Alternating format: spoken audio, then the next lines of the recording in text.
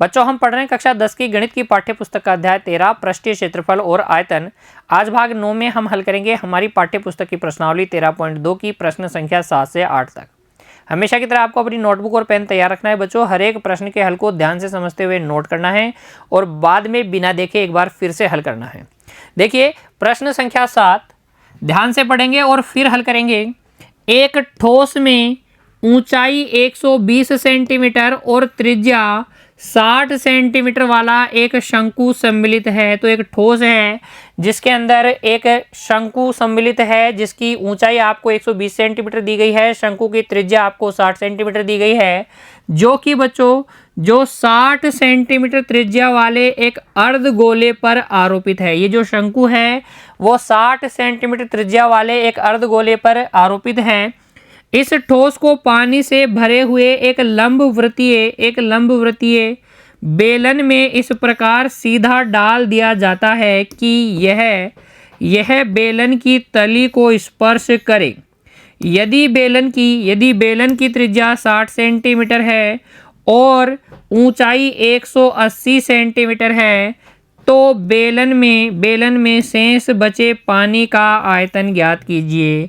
बेलन में कितना पानी बच जाएगा वो हमें ज्ञात करना है।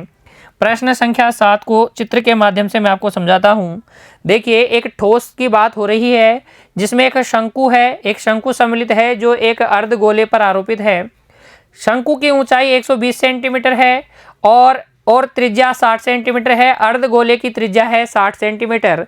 देखिए एक अर्धगोला है, ये इस प्रकार का अर्धगोला, इसकी त्रिज्या है 60 सेंटीमीटर। इसकी त्रिज्या कितनी है? 60 सेंटीमीटर।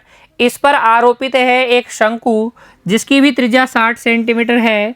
तो इस प्रकार का ये एक ठोस है, ये इस प्रकार का ठोस है जो इस शंकु और इस अर्धगोले के संयोजन से बना हुआ है। ठीक है, शंकु की जो ऊंचाई है वो है 120 सेंटीमीटर। हमें पता है अर्धगोले की त्रिज्या कहो या अर्धगोले की ऊंचाई कहो, एक ही बात है। तो ये अर्धगोले की ऊंचाई है 60 सेंटीमीटर क्योंकि इसकी त्रिज्या हमें दी गई है। अर्धगोले की त्रिज्या ये है 60 सेंटीमीटर। शंकु की त्रिज्या ये भी कितनी है? 60 सेंटीमीटर। हमने क्या किया है, इस ठोस को उठाकर एक बेलन में रख दिया है। बेलन किस प्रकार का है? ये इस प्रकार का बेलन है जिसकी कुल ऊंचाई क्या है? 180 सेंटीमीटर है। कितनी है? 180 सेंटीमीटर। और इसकी जो त्रिज्या है ये है 60 सेंटीमीटर। तो जब आप इसको उठा के इसके अंदर रखेंगे बच्चों तो ये कुछ इस प्रकार से इसके अंदर रखा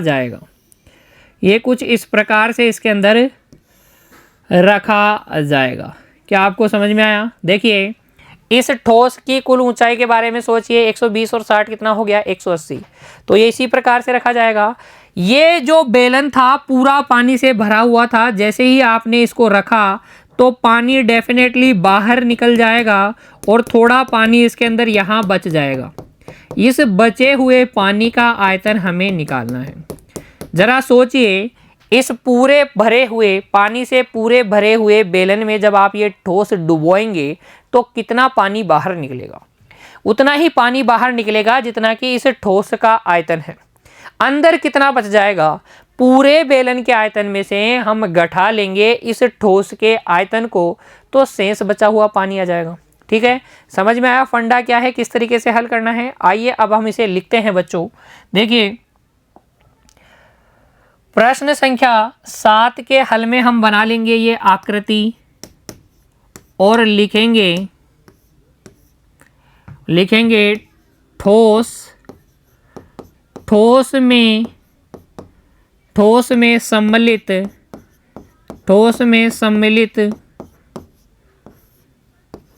शंक्वाकार भाग की ऊंचाई कितनी है? शंक्वाकार भाग की ऊंचाई है 120 सेंटीमीटर तथा त्रिज्या क्या है? त्रिज्या है 60 सेंटीमीटर। अर्ध गोलाकार भाग की त्रिज्या, अर्ध गोलाकार भाग की त्रिज्या, अर्ध गोलाकार भाग की त्रिज्या वो भी आपके पास कितनी है? 60 सेंटीमीटर ही है। अतः ठोस का आयतन यहाँ से हो जाएगा। देखिए ठोस का आयतन, अर्ध गोले का आयतन प्लस शंकु का आयतन, अर्ध गोले का आयतन प्लस शंकु का आयतन, अर्ध गोले का आयतन प्लस शंकु का आयतन, ये हो जाएगा इस ठोस का आयतन। देखिए अर्ध गोले का आयतन होता है 2/3 pi r cube, 2/3 pi r cube.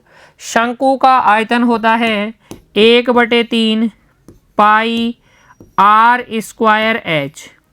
यहाँ देखिए ये आर और ये आर दोनों बराबर ही है, दोनों की त्रिज्याएं बराबर ही है, तो इसे भी मैं आर कह देता हूँ और इसे भी मैं क्या कह रहा हूँ? आर ही कह रहा हूँ, क्योंकि दोनों 60 सेंटीमीटर इसलिए सेम साइन मैंने यूज कर लिया है। आप चाहें तो आर डैश लगा सकते हैं, ऊंचाई के लिए मैंने एच प्रयोग किया है। देखिए 1/3 यहाँ से फिर आगे उभयनिष्ठ देखने का प्रयास कीजिए। ठोस का आयतन देखिए 1/3 पाई आर स्क्वायर तो उभयनिष्ठ आ जाएगा, 1/3 पाई आर स्क्वायर तो उभयनिष्ठ आ जाएगा। अंदर बच जाएगा 2r प्लस एच। कितना बचेगा? 2r plus H. तो ये 2r प्लस एच बच जाएगा, ये ठोस का आयतन आ जाएगा। यहाँ लिख भी देते हैं, यहाँ r बराबर 60 सेंटीमीटर बराबर है शंकु वाले भाग की त्रिज्या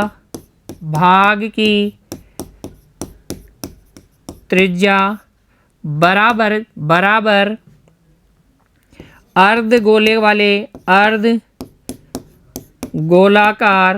अर्ध गोलाकार भाग की त्रिज्या। दोनों की त्रिज्या बराबर ही है, इसलिए मैंने आर यूज कर लिया है। तो ये ठोस का आयतन आ जाएगा। फिर देखिए यहाँ बेलन का आयतन भी निकाल लेते हैं हम। बेलन या पानी से भरे हुए, क्या लिखेंगे बच्चों? पानी से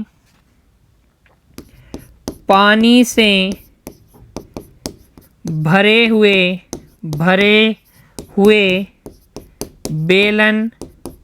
बेलन का आयतन, पानी से भरे हुए बेलन का आयतन होता है पाई आर स्क्वायर एच। यहाँ मैंने आर, कैपिटल आर, बड़ा आर किसको कहा है? बेलन की त्रिज्या को कहा है। बेलन की त्रिज्या कितनी है बच्चों? वो भी कितनी है? 60 सेंटीमीटर है। बेलन की त्रिज्या भी 60 सेंटीमीटर है। एच क्या है? ये है बेलन की ऊंचाई कितनी है? 180 सेंटीमीटर। अतः आयतन हो जाएगा बच्चों, देखिए पाई आर स्क्वायर यानी कि 60 का स्क्वायर गुणा एच का मतलब 180 सेंटीमीटर क्यूब। ये हो जाएगा बेलन का आयतन। लेकिन हमें बेलन का आयतन ज्ञात नहीं करना, हमें करना है ज्ञात जब हम इस ठोस को बेलन के अंदर डुबोएंगे तो कितना पानी इसके अंदर बच जाएगा, उसका आयतन। तो यहाँ से आगे देखिए हम लिखेंगे यदि ठोस को बेलन में डुबोया जाए तब बेलन में शेष बचे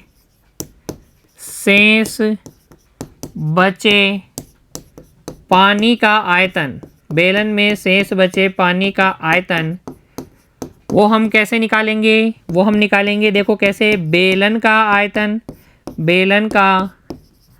आयतन माइनस ठोस का आयतन, क्योंकि जितना ठोस का आयतन है वो पानी ही बाहर निकलेगा। ठोस के आयतन के बराबर पानी बाहर निकल जाएगा, बचा हुआ पानी हम प्राप्त कर लेंगे, बेलन के आयतन में से घटा दें अगर किसको, ठोस के आयतन को। बेलन का आयतन कितना है? पाई 60 का स्क्वायर गुणा 180 माइनस ठोस का आयतन कितना है?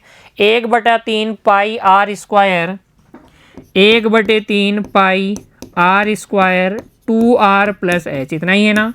मान रख दीजिए इसका भी, देखो पाई गुणा 60 का स्क्वायर गुणा 180 माइनस बच्चों 1/3 पाई आर कितना है? बेलन और अर्धगोले और शंकु की त्रिज्या कितनी थी? 60 ही थी, तो 60 का स्क्वायर गुणा 2 गुणा आर कितना? 60 प्लस एच कितना है? देखिए अर्धगोले की त्रिज्या 60 और शंकु की ऊंचाई कितनी थी? 120, शंकु की ऊंचाई थी 120, भर दिया हमने मान। अब देखिए पाई गुणा 60 स्क्वायर तो आ गया उभयनिष्ठ, पाई गुणा 60 स्क्वायर तो उभयनिष्ठ आ गया, ये बच गया 180 माइनस 1/3 पाई गुणा 60 स्क्वायर तो उभयनिष्ठ आ गया, 2 गुणा 60 हो गया 120, 120 प्लस 120 कितना हो जाएगा? 240, तो 1/3 गुणा 240 बच्चों काट लीजिए, ये आ जाएगा 80, कितना आ जाएगा?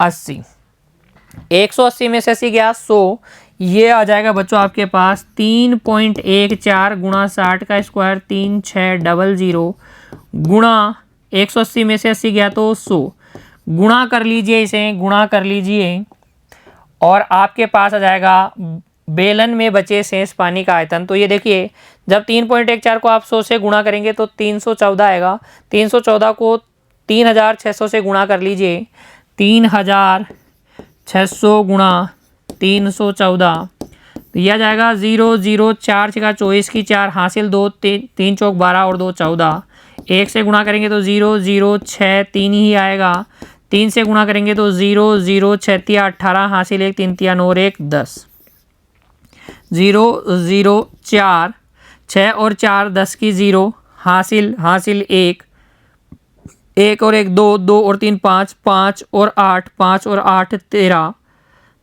5 और 8 13 की 3 हासिल 1, तो ये 1। देखिए ये आ जाएगा हमारे पास 1 1 3 0 4 0 0 सेंटीमीटर क्यूब, कितना? Centimetre cube. अगर आप इसे मीटर क्यूब में बदलेंगे तो आप भाग लगा दीजिए 100 गुणा 100 गुणा 100 से, तो देखिए ये आ जाएगा 100 का, फिर 100 का भाग लगाएंगे तो 3 बार 100 का भाग लगाएंगे तो 1.13 मीटर क्यूब, लगभग 1.13 मीटर क्यूब आ जाएगा बर्तन में बेलन में बचे शेष पानी का आयतन। नोट कीजिए बच्चों इसे, प्रश्न संख्या 7 के हल को नोट कर लीजिए। इस प्रकार से मैंने आपको चित्र बना के बताया है, उम्मीद करता हूँ आपको सब कुछ समझ में आया है कि प्रश्न संख्या 7 की जो कहानी है वो क्या है। देखिए प्रश्न संख्या 7 में हमसे कहा गया था कि हमारे पास एक ठोस है जिसमें एक शंकु सम्मिलित है जो कि आरोपित है एक अर्धगोले पर। तो इस प्रकार का ठोस था, इस प्रकार के ठोस का हमने आयतन निकाल लिया। इस ठोस को हमने एक बेलन में डुबोना है, जिसकी ऊंचाई 180 सेंटीमीटर है, जिसकी त्रिज्या 60 सेंटीमीटर है। तो बचे हुए पानी का आयतन हम कैसे निकालेंगे? इस बेलन के आयतन में से हम इस ठोस के आयतन को घटाकर बचे हुए पानी का आयतन निकाल लेंगे। ठोस का आयतन निकाल लीजिए, बेलन का आयतन निकाल लीजिए, दोनों को घटा दीजिए, शेष बचे पानी का आयतन आ जाएगा लगभग 1.13 मीटर क्यूब। या अगर आप सेंटीमीटर क्यूब में बोलना चाहें बच्चों तो 11,30,400 सेंटीमीटर क्यूब बचे हुए पानी का आयतन आ जाएगा। फिर बढ़िए अगले प्रश्न की ओर।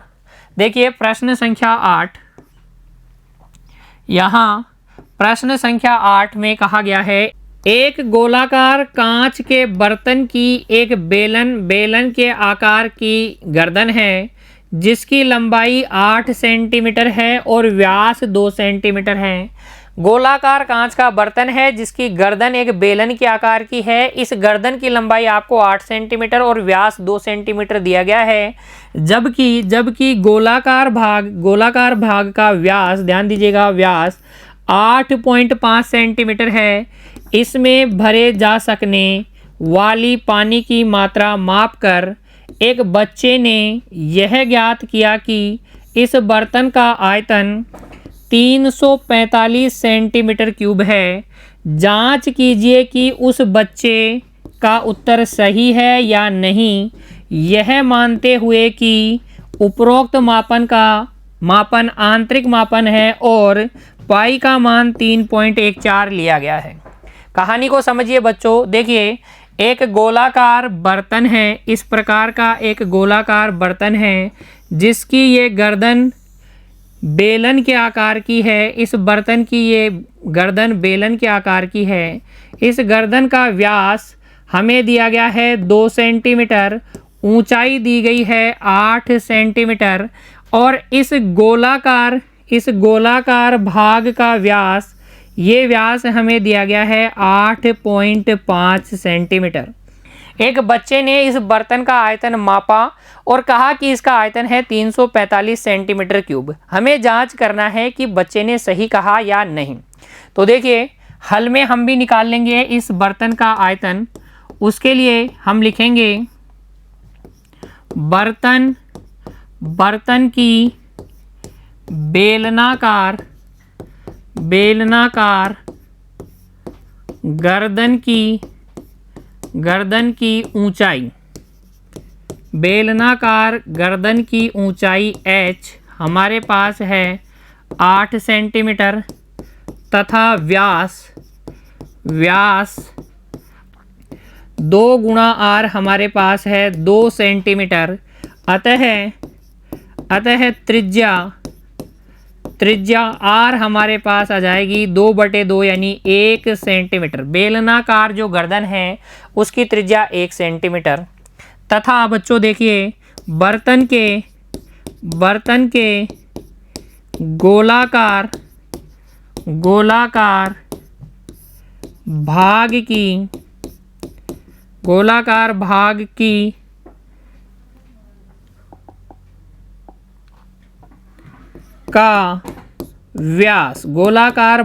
का व्यास 2 गुणा r बराबर है 8.5 सेंटीमीटर।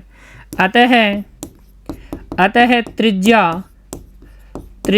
r हो जाएगी 8.5/2 या मैं यूँ कह सकता हूँ 85/20। 5 से काटेंगे तो 17/4 सेंटीमीटर आ जाएगा। कितना आ जाएगा? 17/4। देखिए, 17 5 85 और 5 चौक 20, 17/4 सेंटीमीटर क्या है? गोलाकार भाग की त्रिज्या है।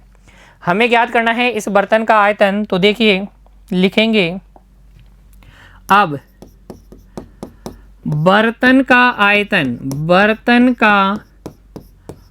आयतन यहाँ से इस बर्तन का आयतन हो जाएगा गोले का आयतन प्लस बेलन का आयतन। देखिए, गोले का आयतन होता है 4/3 पाई r क्यूब और बेलन का आयतन होता है पाई r² h। पाई उभयनिष्ठ ले लीजिए, अंदर बच जाएगा 4/3 r क्यूब। बेलन की त्रिज्या कितनी है? 17/4 है। तो ये 17/4 गुणा 17/4 प्लस देखिए बच्चों, पाई आपने उभयनिष्ठ ले लिया है, अंदर बच जाएगा r² h। बेलन की जो त्रिज्या है, बेलनाकार गर्दन की जो त्रिज्या है वो है 1। तो 1 गुणा h कितना है? ऊंचाई है 8। यहाँ से ये 4 से 4 कट जाएगा, ये आएगा 3.14 गुणा में देखिए 17 को 17 से गुणा करेंगे तो 289 आएगा गुणा 17 बटे 4 चौक 16, 16 तिया कितना हो जाएगा 48 प्लस 8, प्लस में कितना 8। यहाँ पर देखिए 289 को गुणा कर लीजिए 17 से, 7 नाम 63 की 3 हासिल 6, 7 8 56 और 6, 56 और 6 हो जाएगा 62 हासिल 2, 7 दूनी हासिल 6, 7 दूनी 14 और 6 हो जाएगा 20। 1 से गुणा करेंगे 9, यह आ जाएगा 8, यह आ जाएगा 2, जोड़ लीजिए 3, 9 और 2 11 हासिल 1, 8 और 1 9, 2 और 2 4। ये आ जाएगा बच्चों आपके पास 3.14 गुणा में 4913 बटे 48 प्लस 8। अब आप भाग लगा दीजिए 4913 में 48 का, इसमें 48 का भाग लगाइए। पहले तो एक बार जाएगा 48, एक बच जाएगा 11, अभी भी भाग नहीं जाएगा तो 0 बार भाग लगाएंगे, ये 3, फिर ये 2 बार भाग जाएगा, 48 दूनी हो जाएगा बच्चों कितना 96, ये बच जाएगा देखो 13 में से 6 गया तो 13 में से 6 गया तो बच जाएगा 7, 10 में से 9 गया तो 1, 17 बच जाएगा, दशमलव लगाएंगे 0 और ये लगभग आ जाएगा 102.4। कितना आ जाएगा 102.4, जिसमें हम क्या जोड़ेंगे 8, तो यह आ जाएगा 110.4। इसे हमें गुणा करना है 3.14 से। 110.4 को हम गुणा करेंगे 3.14 से, देखो 110.4 को गुणा करना है 3.14 से, तो 4 चौक 16 की 6 हासिल 1, 4 का पड़ा 0 बार बोलेंगे 0, 0 और 1 1, 4 एकम 4, 4 एकम 4, 1 से गुणा करेंगे तो 4 0 1 1 आएगा। 3 से गुणा कर लीजिए, 3 चौक 12, 3 एकम 3, 3 एकम 3, जोड़ लीजिए 6 5, 4 और 2 6, 4 और 2 6, 4 और 1 5 और 1 6, ये आ जाएगा 4 और ये आ जाएगा 3, 3 अंक छोड़ के दशमलव लगा दीजिए। तो जब आप इसे हल करेंगे बच्चों तो कितना आ जाएगा 346, कितना आएगा, ये आएगा हमारे पास 346.656 सेंटीमीटर क्यूब लगभग। क्या बच्चा सही बोल रहा है? वो तो 345 बोल रहा था, जबकि यहाँ तो उससे कुछ ज़्यादा आयतन हमें मिल रहा है। अतः हम कहेंगे, अंत में कहेंगे, अतः बच्चे द्वारा निकाला गया आयतन क्या है, गलत है। क्या कहेंगे, देखिए अतः बच्चे द्वारा मापित आयतन सही नहीं है। बच्चे द्वारा मापित आयतन सही नहीं है। आप इस प्रकार से आयतन ज्ञात करके बता सकते हैं। बर्तन का नोट कर लीजिए, इसे नोट कर लीजिए। 346.656 सेंटीमीटर क्यूब लगभग इतना आयतन आएगा, 345 नहीं आएगा। बच्चा क्या बोल रहा है, गलत बोल रहा है, उसका मापन सही नहीं है। तो इस प्रकार से बच्चों हमने हल की है हमारी पाठ्य पुस्तक की प्रश्नावली 13.2 की प्रश्न संख्या 7 और 8। उम्मीद करता हूं अब आपको प्रश्नावली 13.2 के किसी भी प्रश्न में कोई भी समस्या नहीं है। सारे प्रश्न हमने हल कर लिए हैं बच्चों। मिलते हैं अगली कक्षा में, तब तक के लिए आप पढ़ते रहिए, खुश रहिए बच्चों। धन्यवाद।